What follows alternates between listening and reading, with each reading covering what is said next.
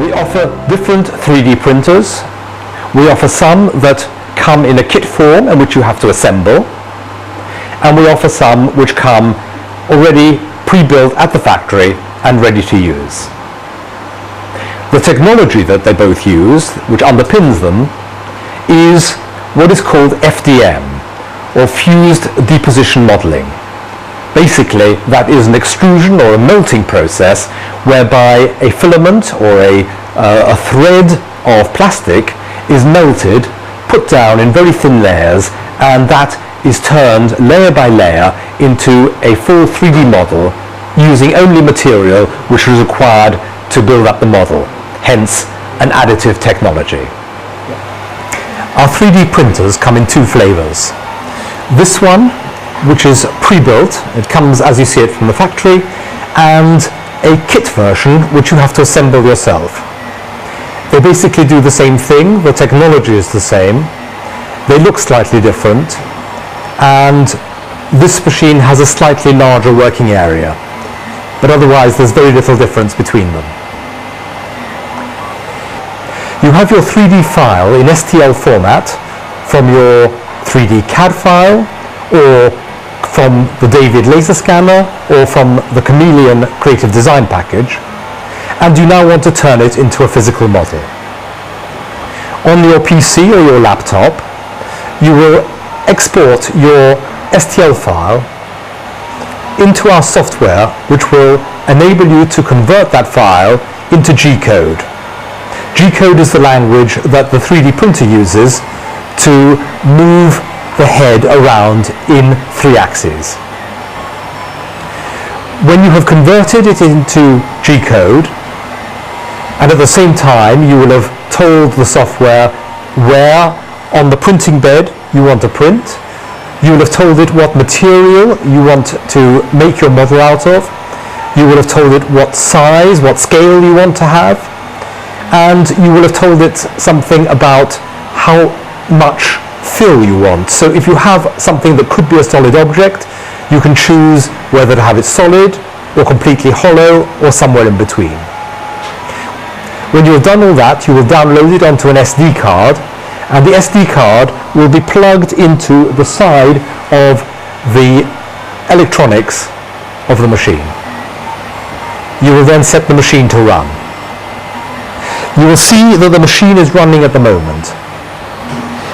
The machine has 2 heads, first head, second head. The reason for that is that it enables you to print objects in 2 colors, or if you have a complex geometry which might sag or collapse, then you can use the second head to print a support material which will fill the gap between that part of the model and the base, and thereby enable you to keep that geometry intact. The first thing that the machine will do is print out a raft. You can see the raft on the bed of the machine, and it's simply a layer of material which you can ruin when you're taking the model off the bed without damaging the model itself. The way the machine works, we have a reel of material in a spaghetti-like format at the bottom of the machine. That filament is then fed up around the back of the machine through this route and down through the head.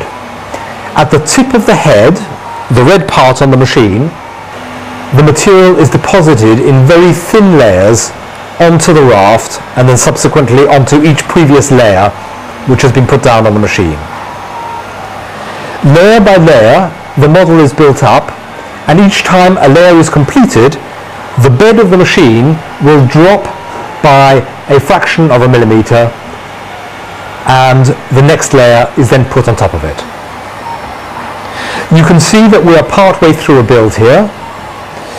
This is an impeller. This is a small model, and we scaled it up to print it at the moment. And the small model took about 15 minutes to print. This larger model will take about an hour.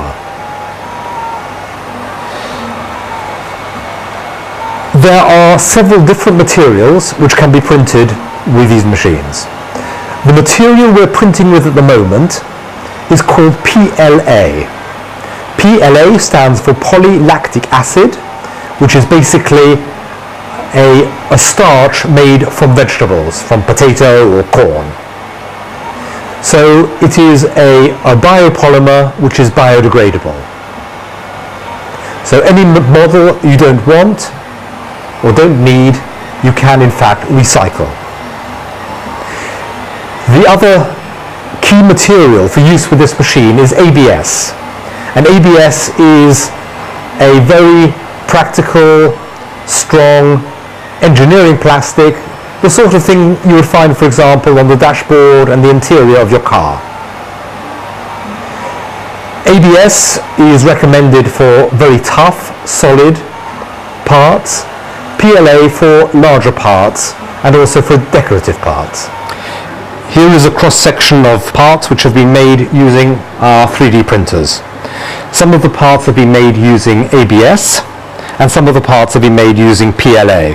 So you can see that the technology lends itself equally to making engineering parts, such as the ABS part in yellow, and you can choose whether you want to have a solid, a hollow, or an object which is somewhere in between. The time taken to print will depend on the geometry of the model, the size of the model, and the amount of fill of a model. But the smallest models there, such as the green impeller, will take about 15 to 20 minutes. Walt Disney, with his 30% fill, would take about 9 hours. One of the models is a nut and bolt combination, which were made at different times, but actually fit together and work as they're intended to do. As I've been talking, the machine continues to print, and you will see gradually, layer by layer, the impeller is being built up. When the print is complete, the machine will stop. You then scrape the bed clean, and when you've taken it off the bed, you then remove the base, the raft, and you have your final product. In recent years, the cost of 3D printing has come down. But until we launched our products, the costs were well above £10,000 for the cheapest machines and well over £500,000 for the most expensive. You can still spend over £500,000 if you want to, if that's the kind of machine that you need, if you want to do very large parts, or perhaps if you want to create metal parts.